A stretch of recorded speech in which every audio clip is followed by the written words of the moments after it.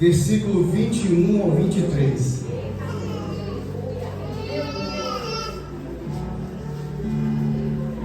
Mateus 16, 21 a 23. Amém, irmãos? Quem encontrou, dá uma glória a Deus aí.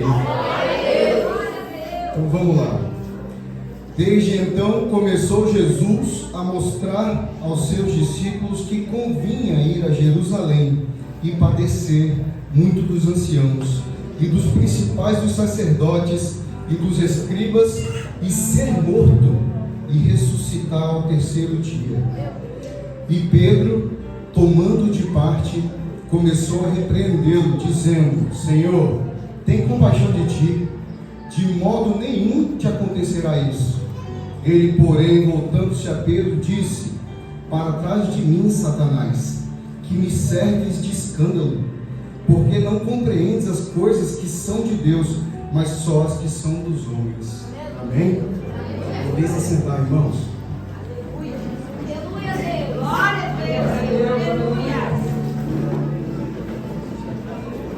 Eu recebi com muita alegria a missão de vir ministrar no culto dos jovens, né? Inicialmente, percebendo a espinha que nasceu no meu rosto, que eu não tenho, acho que desde quando eu era adolescente, foi o sinal que é para ministrar para os jovens, né? E aí, nós estudamos sobre paradoxos, hoje de manhã com o pastor Elos. Daí veio o paradoxo no sábado de manhã, irmãos. Fui buscar uma camiseta mais embaixo e dei aquele jeito do espinhaço. E comecei a andar todo torto, igual um senhor de 70 anos. E aí o senhor já me lembra que eu não sou mais tão jovem assim, né? E aí, com aquela dor aqui, o que a gente faz? Vai se consultar com quem é tão idoso quanto você, né? Aí comecei com o meu irmão Hélio, 40 anos de idade, meu jovem senhor, com 39, né? Fui consultar um mais velho de 40. E meu irmão falou: todo dia que eu acordo eu estou com uma dor aqui nos quadris. Então não estou muito distante. Aí fui falar com outro que é mais escandalhado, porque eu e ele junto, o irmão Elivaldo. E aí ele falou assim: Fábio, vamos ali no Goiano, na Cristo Rei, que ele tem uma injeção lá que é mesmo que tirar com a mão. Eu falei: pois vamos. E eu andando todo torto, para levantar 3 minutos até estabilizar a dor para conseguir andar. E aí foi, graças a Deus, já deu uma melhorada boa, né? E estamos aqui agora para louvar e agradecer o nome do Senhor. E irmãos, a nossa palavra de hoje, a gente vê que o Senhor prediz, né, que seria agredido, prediz a sua morte.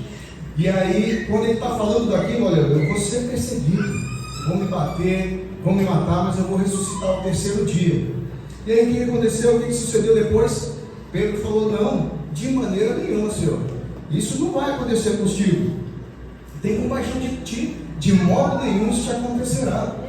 Então Pedro está imbuído ali daquela falsa aparência de bem no coração, né? E ele fala: não, mestre, eu não permito não, nem que o Senhor se permita padecer por nós. Isso está errado. E como é que Jesus responde aquilo? Para trás de mim, Satanás. Porque às vezes, irmãos, muitos dos perigos que se levantam contra a nossa própria vida vêm dessa forma suave. Ele não se apresenta como mal. Quando se apresenta como mal, você já vê e percebe e tira de letra. Mas muitas das vezes Satanás atenta ali com algo que parece bom. Você recebe uma pessoa dentro da sua casa, acha que está fazendo um bem para ela, e acaba sendo uma cilada para a sua família. O seu casamento com a sua esposa se destabiliza, ou sua relação com os seus filhos, né? E aí a gente vê que o Senhor já nos alertava quanto a isso. Então, irmãos, como o culto é de jovens, eu sei que o jovem é a parte mais vulnerável e mais atacada hoje em dia por tudo que é ideologia, por tudo que é setas do maligno que estão produzindo, né? Que o inferno vem produzindo. E quando a gente é jovem, a maior dificuldade somos nós, porque a gente já se acha o quê? Cheio do conhecimento. Eu lembro um dia que minha mãe estava conversando comigo e ela falou: meu filho, você tem tanto para aprender. Eu tinha 17 anos de idade, eu lembro até hoje. Eu falei: o que eu tenho para aprender, mãe? Eu já sei tudo. Eu já sei tudo. que a senhora está falando que eu tenho que aprender? Não tem nada a ver com o que a senhora está falando. Porque eu já sabia tudo, já me achava autossuficiente. E ali, ainda naquela idade, me coloquei em diversas situações que eu trouxe riscos gigantescos para a minha vida sem nem perceber. Uma amiga estava fazendo um trabalho de conclusão de curso e precisava ir no centro espírita de Umbanda para fazer uma pesquisa. E aí, quem que ela chama para ir? Eu, né? Vamos lá no centro espírita, aquela macumba doida. Eu não tenho medo, vamos lá, eu vou com você. E aí, para minha surpresa, quem estava naquele centro era um rapaz que estudou comigo no 3º ano. Né? E aí, quando eu vi todo aquele ritual, que eu vi o capiroto descer sobre o garoto e se manifestar e tomar cachaça e rir, ele tinha uma risada tão engraçada que eu quase gargalhei. E o medo de gargalhar e o capiroto olhar para mim e dizer: tá, cadê o recado para você? Né? Eu fiquei apavorado, mas olha a situação de risco que eu me coloquei para ser bom com uma amiga. Né? E em outra oportunidade eu fui no centro espírita kardecista também para acompanhar uma outra pessoa e lá eu fui enganado. A pessoa que estava lá comandando aquela sessão espírita lia a Bíblia e falava sobre Jesus. E eu, o espiritismo não é bom, eles falam de Jesus, é uma religião cristã. E comecei a defender. Graças a Deus eu não participei, não fiquei participando, mas no primeiro momento, eu como jovem, conhecedor de tudo, sei de tudo, me enganou aquilo lá. E aí, aquele versículo que se popularizou com o presidente Bolsonaro, né?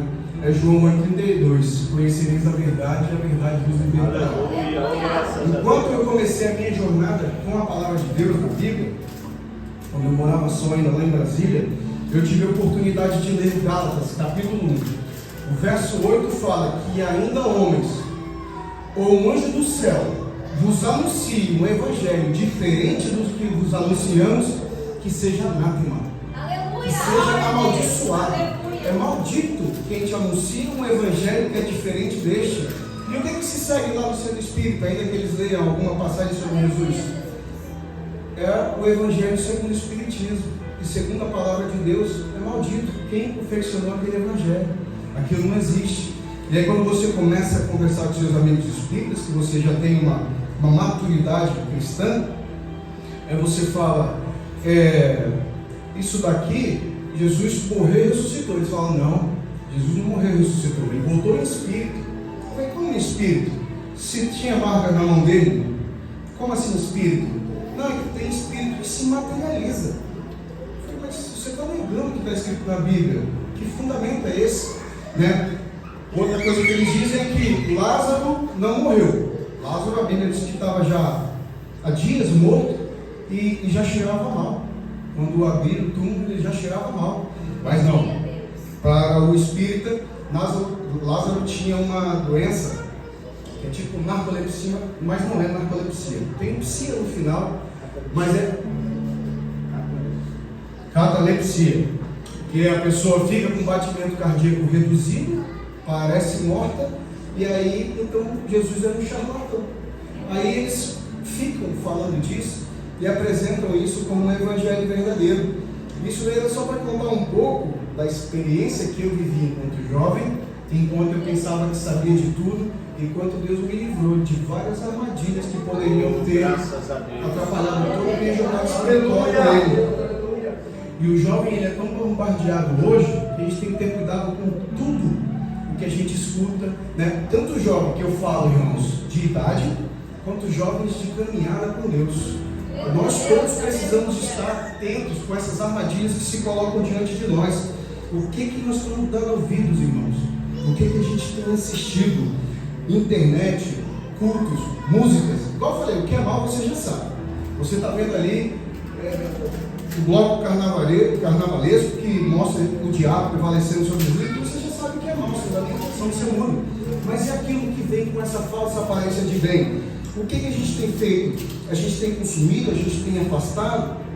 Por que nós devemos dar atenção para tudo isso que tem se levantado? Né? Olha aí a Disney atacando de todos os modos, né?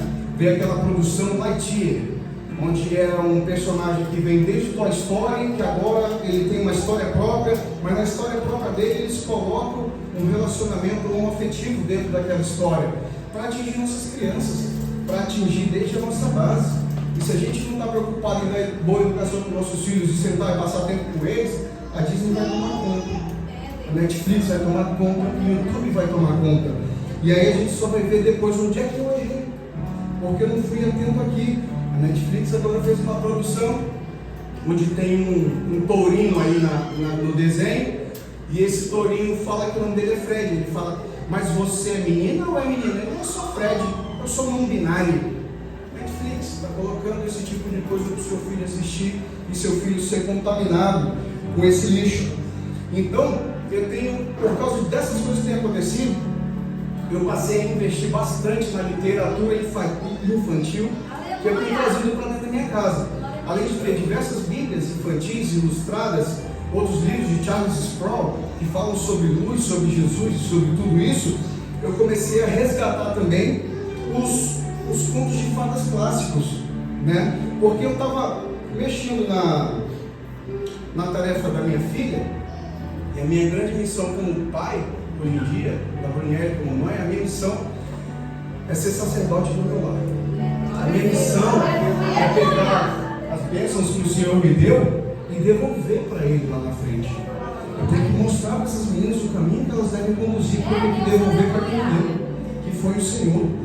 E aí peguei o livro da minha filha, da matéria lá, que eu nem lembro qual que era, acho que era de português, interpretação de texto. E eu conheço, desde a minha infância, a história do gafanhoto e da formiga. Passava até no Pica-Pau, para quem se lembra, para quem chegou a assistir. Aleluia, Deus. Glória a Deus. Aleluia, Jesus. Estava o verão, a formiguinha trabalhando sem parar. Colhia tudo, milho, feijão, ia estocando no formigueiro dela. Enquanto isso, o gafanhoto tocava música para lá e para cá, né? Ficava para lá e para cá só nessa, tocando música e fazendo aquele bem entendido da vida, e a formiguinha trabalhando. E aí, quando chegou o inverno, que não tinha mais alimento para ninguém, a formiga vai lá bater, o gafanhoto vai lá bater na formiga atrás de comida, e ela não tinha. E a formiga vai alimentar o seu formigueiro, e não o gafanhoto que estava vadiando por aí. Mas no livro da minha filha, não. No livro da minha filha estava escrito que o gafanhoto foi lá, bateu na formiga na casa da formiga sem alimento, e a formiga falou: mas eu não te conheço. A formiga: mas não conhece, eu ficava tocando aqui. Ah, você que alegrava os meus dias tocando música? Pois eu vou dividir também com você. Parece bonitinho, né, irmãos? Só que a palavra de Deus, em 2 Tessalonicenses, no capítulo 3, versos 10 a 12, está escrito o seguinte: glória a Deus, aleluia, Jesus. Maravilha, Jesus. Porque quando ainda estávamos convosco, vos mandamos isto, que se alguém não quiser trabalhar, não coma também. Porquanto ouvimos que alguns dentre vós andam desordenadamente, não trabalhando, antes fazendo coisas vãs, tocando música por aí. A esses tais, porém, mandamos e exortamos por nosso Senhor Jesus Cristo, que, trabalhando com sossego, comam o seu próprio pão. A palavra de Deus corrobora com a fábula antiga, e não com essa atual. E a gente tem que confrontar tudo que a gente consome hoje, irmãos, com a palavra do Senhor. Outra história que eu tenho preferido, a versão original, é a do Chapeuzinho Vermelho. A gente conhece a história do Chapeuzinho Vermelho, porque ela era aquela moça bela que vai entregar comida para a vovó, e ela passa informações demais para um lobo, né, que se antecipa, chega à casa da avó dela, engole a vovó, vai engolir a Chapeuzinho Vermelho, não consegue, o caçador chega, dá um tiro no lobo, o lobo morre, tira a vovó de dentro da barriga e todo mundo viveu feliz para sempre, né? O conto clássico é bem diferente, irmãos. Nem vovó, nem Chapeuzinho Vermelho sobrevivem. Elas foram devoradas pelo lobo, né?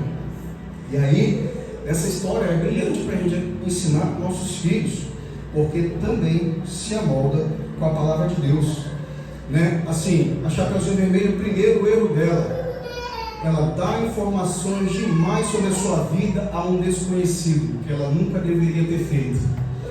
E aí, depois acontece toda a tragédia na vida dela.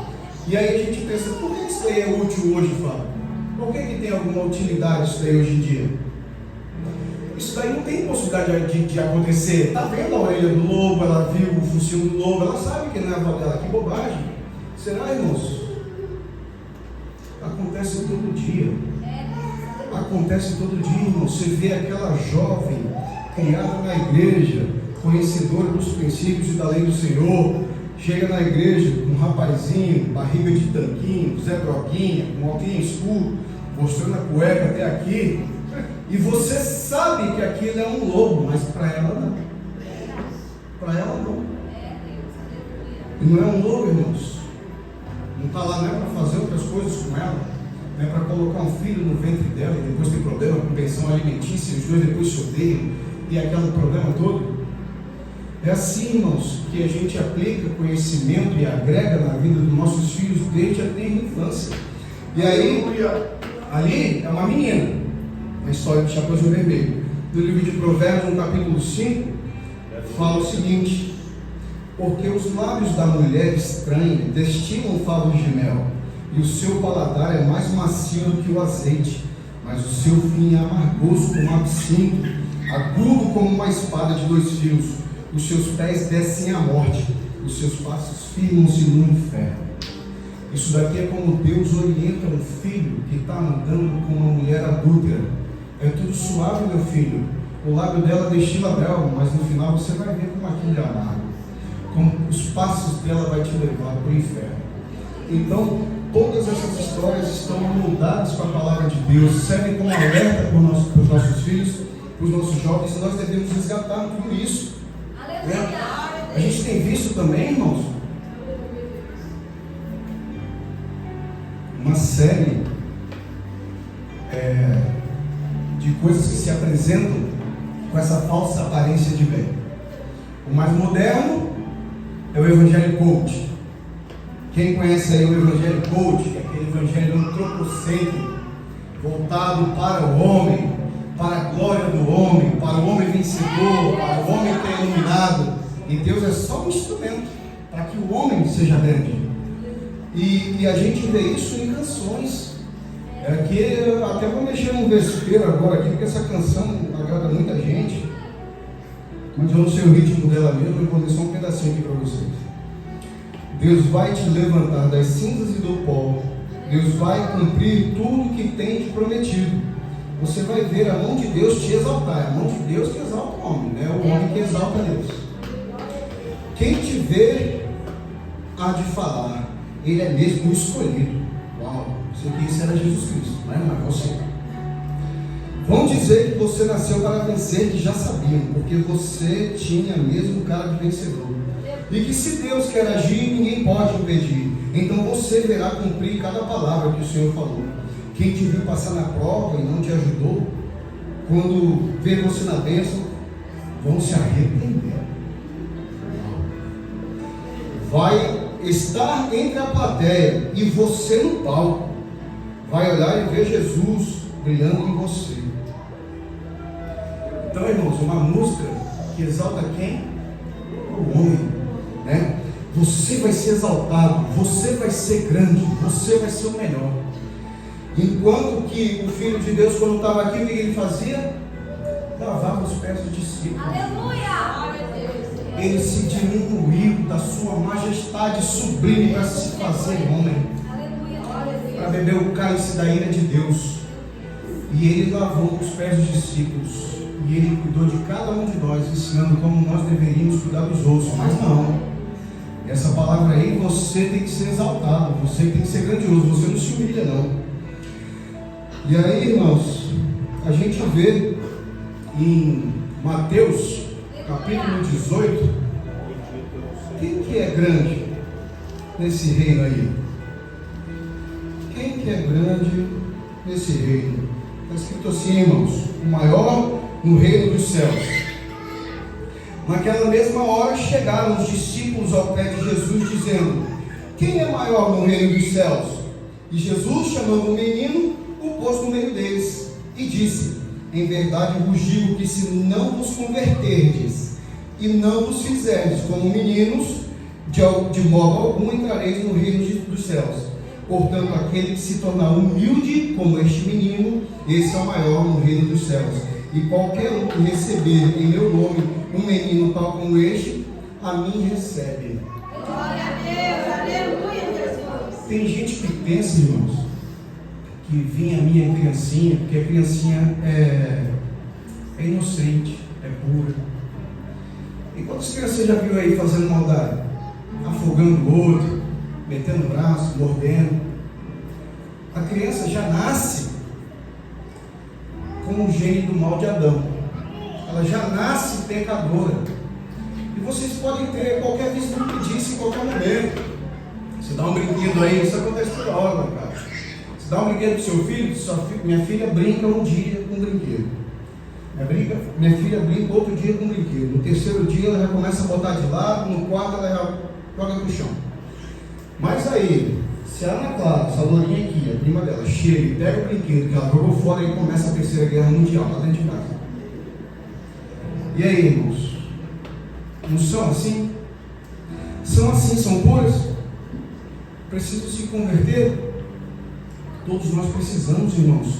Aleluia. Quando Deus fala que nós temos que vir como crianças, o que Ele está dizendo?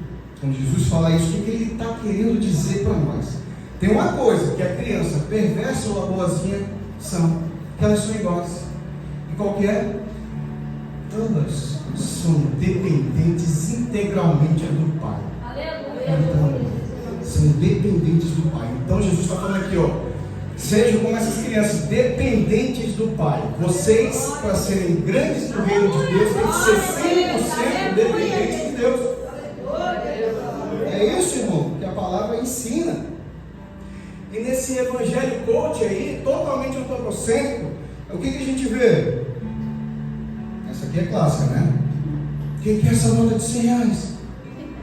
Um monte de honesto está levantando a mão. Aí o cara pega. E agora, o que é essa nota de 100 reais? Que é essa nota de 100 reais? Você está aqui por quê, irmão? Por quê? Porque tem valor. E assim é você. O mundo pode vir, pode te chutar, pode te cuspir, mas você ainda tem valor. Não é assim que fala nesse evangelho moderno? E aí o cara está com um baita problema com a esposa, está com problema no trabalho, e aí funcionário preguiçoso, que dá trabalho para o patrão, péssimo marido, não dá atenção à esposa, não cuida dos filhos, não ajuda com nada, está com a cabeça toda azucrinada de problema em casa, no trabalho, mas por culpa dele, e aí vem para a igreja. Aí ele escuta essa mensagem aí: eu tenho valor. Minha mulher e meu chefe que não quiseram me dar valor. Cadê o arrependimento, irmãos? Cadê a conversão? Isso não é evangelho. Isso não é evangelho. Ele volta para casa o mesmo porcaria que ele saiu de lá. Para o trabalho também. Aí ele perde a esposa, perde o trabalho, aí eu consigo um novo, porque eu tenho valor. E ele sai com isso na cabeça dele. Porque ele tem valor, porque ninguém ensinou a ele que ele tinha que se arrepender e se converter. Que ele tinha que chegar para a esposa dele, porque o evangelho te confronta com quem você é. E aí você vê o tanto que você é mau, o tanto que você é pecador, e você vai se transformar para honrar sua esposa, para honrar o trabalho que o Senhor te deu. Mas não, esse evangelho coach funciona desse jeito e tem atraído dezenas de pessoas, porque isso está na nossa natureza, na consciência do nosso coração. Está desse jeito, irmãos, né? E a igreja foi mais atacada por muito mais tempo. Por qual evangelho? O evangelho da prosperidade.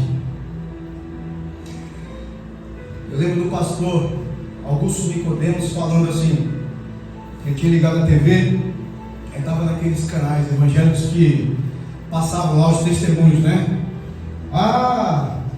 Não, eu comprei o tijolinho e tal e eu ganhei a casa. Eu comprei a chave do carro e eu ganhei o carro. Eu era funcionário e agora eu sou patrão, tenho 10 empregados e tenho um carro importado. E era, conte a bênção, irmão, conte a bênção. Aí uma hora chegou uma senhorinha, conte a bênção, irmão. Eu era pecador e estou salvo em Jesus Cristo. Agora pode contar a bênção. O Evangelho da prosperidade, irmãos, as pessoas estão ali só focadas nisso, no dinheiro, no material, enquanto Jesus Cristo fez o sacrifício maior de todos para você viver e habitar no céu, não está limitado a você ter um dinheirinho aqui. E aí imagina que se põe no lugar de Jesus. Vamos nos colocar no lugar de Jesus. Como? Você se casou, o dia mais feliz da sua vida. Aí você chega lá para sua esposa, todo feliz, e fala: amor, por que você disse sim para mim? Ah, amor, por causa do seu carro. Peraí. E o que mais, meu bem? Por causa da sua casa. Mas só isso? Não, e pelo padrão de vida que você pode me dar. Imagina aí, você não ia ficar enojado disso? Quando 1 Coríntios capítulo 13 fala do amor, que as coisas se fundamentam no amor.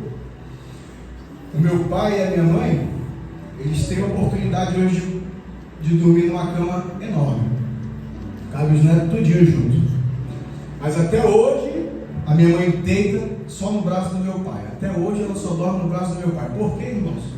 Porque quando ela se casou com ele, eles tinham só uma cama de solteiro. E era assim que dava para os dois dormirem juntos. O berço do meu irmão mais velho eram 2 cadeiras, uma de frente para a outra. E eles aprenderam assim. E aí está escrito, irmãos, que onde está o teu tesouro, lá está o teu coração.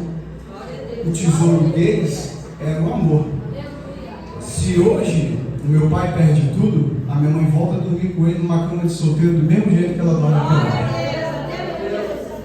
Porque o fundamento dessa relação foi o amor. E aí, tem muito cristão hoje fundamentando o seu relacionamento com Jesus no material. E aí, se você não prosperar, não ficar rico, o amor acabou, irmão. Se a sua esposa casou por causa da casa e do carro e você perdeu os dois, tchau, esposa. Ela fala que nem a mulher do Jó: amaldiçoa teu Deus e morra. Baita apoio que ele recebeu na hora que ele mais precisava, né? E é assim que a gente tem visto o Evangelho aparecer, se apresentar para a gente. Parece uma presença, algo agradável, uma falsa aparência de bem. Você tem que rejeitar esse Evangelho, irmão. Isso é o Evangelho de Jesus. O Evangelho de Jesus está escrito aqui em Marcos, capítulo 1, versículo 14, o seguinte: e depois que João foi entregue à prisão, veio Jesus para a Galiléia, pregando o Evangelho do reino de Deus e dizendo: o tempo está cumprido e o reino de Deus está próximo. Arrependei-vos e crede no Evangelho. Isso é o que o nosso Senhor Jesus ensina. Arrependei-vos e crede no Evangelho. E aí vamos pegar um exemplo bem claro dessa transformação. Apóstolo Paulo. Na visão do apóstolo Paulo, quem era Jesus? O maior falso profeta que já existiu. A religião dele ali, como fariseu, estava sendo ameaçada pelos ensinos desse falso profeta, porque ele acreditava que o que ele vivia era real. Na mente dele, a perseguição era correta. Na mente dele, o apedrejamento de Estevão foi mais do que acertado. Na mente dele, perseguir os cristãos era destruir uma seita demoníaca que estava se levantando. Mas aí quando ele vai para Damasco, o que acontece no trajeto? Jesus aparece para ele na forma de um clarão. O homem cega cai do cavalo e escuta a voz falando com ele: Saulo, Saulo, por que me persegues? E Jesus se apresenta para Saulo e Saulo se arrepende e Saulo se converte. De repente, tudo aquilo que ele pensava que era correto na mente dele, ele vê que era uma grande mentira, que ele estava perseguindo quem era correto. E aí, irmãos, isso daí acontece até hoje na nossa vida. Mas como, Fábio, dá um exemplo aí para facilitar a minha compreensão, um exemplo de uma conversão, de um arrependimento concreto. E aí você vê uma jovem muito bonita, ela se acha linda, ela vai para a academia e todo mundo olha ela usa aquela roupinha sensual e todo mundo baba ela vê no espelho e faz uma selfie, ela passa pelo carro e olha no espelhinho lá embaixo, porque ela é linda, e ela sabe disso, e ela é forte, ela tem poder sobre os homens, e ela encontra esse clarão na vida dela, esse Jesus dá um choque de realidade nela, e ela vê o tanto que ela estava sendo feia, não a beleza dela, porque a beleza dela era linda mesmo, mas como ela estava sendo feia em seu comportamento, como ela estava sendo baixa no seu jeito de agir, e aí ela se converte, e a vestimenta dela muda, a vida dela muda, e ela se torna uma pessoa melhor para Deus. E aí a gente pode ver esse exemplo, irmãos. A mãe vai brigar comigo depois, tá? Vou te avisar para você. Quando eu bebo muita água, ela me dá um pito lá fora. Para de ficar bebendo água toda hora que atrapalha. A minha esposa é mexer no óculos. Para de mexer no óculos toda hora, tu tira, porque me atrapalha. Então, ainda bem que meus maiores filhos estão lá em casa, que eu posso melhorar para você. E aí eu tive a oportunidade, irmãos, de ver uma conversão verdadeira nessa semana. Citando esse mesmo exemplo aqui desse encontro que Saulo e que essa jovem teve com esse clarão, com esse Jesus, com isso que turbilhou a vida deles e mudou tudo, né, na vida deles. Eu já conheço um, mas digamos que o cara é um empresário poderoso, forte, e ele ama o prestígio que ele tem, o poder que ele tem, ele ama tudo aquilo. Ele ama ser superior aos funcionários, ele fala alto com os funcionários querem baixar a orelha para ele. E aí ele se converte e ele vê o quanto ele estava sendo cruel com os seus funcionários, o quanto que ele estava sendo ruim, o quanto ele estava focando só o ganho material e deixando a sua casa de lado. E aí esse homem se converte, volta a ser um homem que não foca mais o dinheiro, volta a ser um homem que foca a sua qualidade de vida com a sua família e trata bem os funcionários e passa a ser uma pessoa maravilhosa para a glória de Deus. Eu tive a oportunidade de conhecer um homem, ou de saber da história desse homem, já conheci ele antes, mas ele tinha 15 clínicas odontológicas no estado de Rondônia. Focava o ganho financeiro acima da família, acima de tudo. E ele falou assim: Fábio, mas aí eu me converti e abri mão das 14, fiquei só com uma, cedi para irmão, para parente. Eu só quero hoje ter qualidade de vida com a minha família, levar minhas filhas para Cristo. Todo churrasco que eu faço para minhas filhas é para conhecer quem está andando perto delas, que é para saber quem está. E aí é o meu irmão Wagner, que está ali nos prestigiando hoje, é essa pessoa. Não é para honra e glória dele, não, irmãos. É para honra e glória do Senhor Jesus. É um arrependimento verdadeiro que fez com que ele abrisse mão, que ele não focasse só o lucro, mas que ele virasse um pai, um cristão, um marido, um homem decente para a glória de Deus. E Deus se alegra com a conversão deste homem. Isso daí que é uma conversão verdadeira. Porque muitas das vezes a gente não tem cuidado com o que a gente tem pedido para Deus. E tem um pastor que ele fala até da lição do videogame. É bem a minha cara, né? Quem me conhece sabe. A lição do videogame foi qual na vida desse pastor? Ele fala que não tinha dinheiro para comprar um videogame pro filho dele. O filho dele queria muito o Super Nintendo. O videogame que eu tive, fui muito feliz com ele. E aí ele queria aquele Super Nintendo. E o pai dele falou: filho, não tenho dinheiro nenhum para nem conseguir. Ora para Deus que ele pode te dar. E aí ele orou mesmo para Deus e de repente um irmão, movido de compaixão, deu o Super Nintendo para ele. E ele foi muito feliz. E aí ele quis depois um PlayStation 1. E de novo, filho, não tenho dinheiro, se vira com esse dinheiro, você vai pedir para o seu pai que está no céu, não para mim, porque eu não tenho dinheiro. E outra bênção chegou na casa desse jovem, e ele ganhou o videogame dele, um irmão também deu. No PlayStation 2 aconteceu a mesma coisa, no PlayStation 3, ele falou, pai, eu já estou cansado de pedir para Deus, essas coisas já estão na hora do Senhor me dar o meu videogame. E ele falou, me apertei daqui, me apertei dali, parcelei e comprei o videogame para ele. Eu nunca vi meu filho tão feliz toda a vida, quando eu cheguei com aquela caixa, de presente e dei para ele. E aí, irmãos, eu dei aquele videogame para ele, meu filho me beijou tanto, falou que era o melhor pai do mundo por 300 vezes, e eu fiquei muito feliz.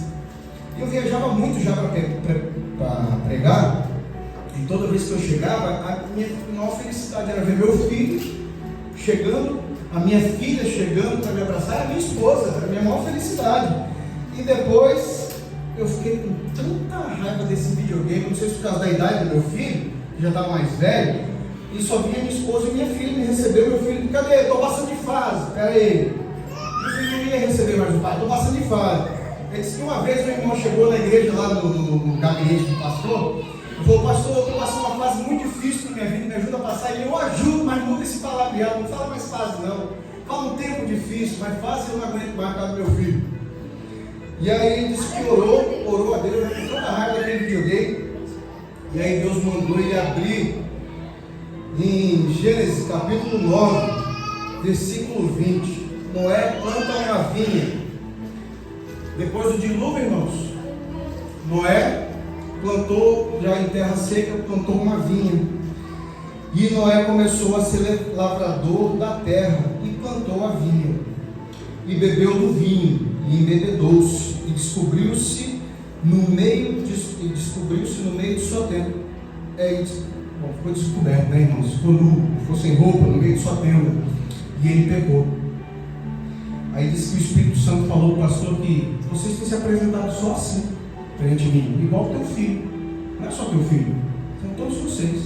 O presente que vocês têm me pedido e eu tenho concedido, vocês se embriagam neles. Você pediu um telefone e você perdeu sua hora de orar. Você não ora mais, você está só no Instagram, no Facebook, fazendo coisa que não deve. E com muitas coisas, irmãos, a gente tem que ter cuidado com o que a gente pede para Deus, para que aquilo não se torne, não vire motivo da gente se afastar da presença de Deus. E esse Deus está aqui hoje para trazer essa mensagem para vocês, de arrependimento, de crença no Evangelho verdadeiro. Aleluia! E que vocês sejam felizes em Cristo Jesus. Amém, irmãos? Eu agradeço a oportunidade.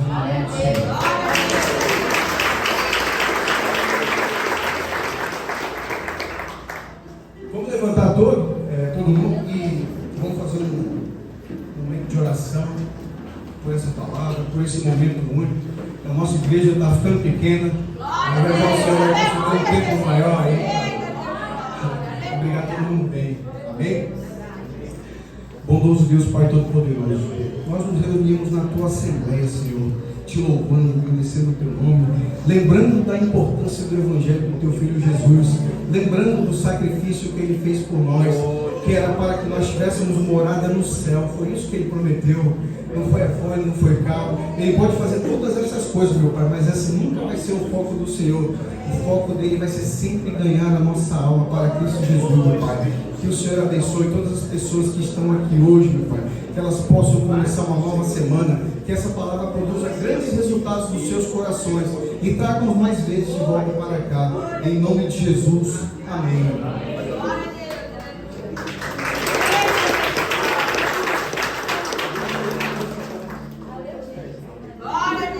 O pastor está querendo que eu faça mais do que eu sei. Glória a Deus. Vou passar para ele. Eu pedi para ele fazer um apelo, senão eu não sei apelar. Só no jurídico. Aleluia, Deus. Glória a Deus. E eu pergunto nessa noite se alguém no nosso meio que você queira entregar a sua vida para Jesus nessa noite. Aceitar Jesus. Ou reconciliar-se com Ele na noite de hoje.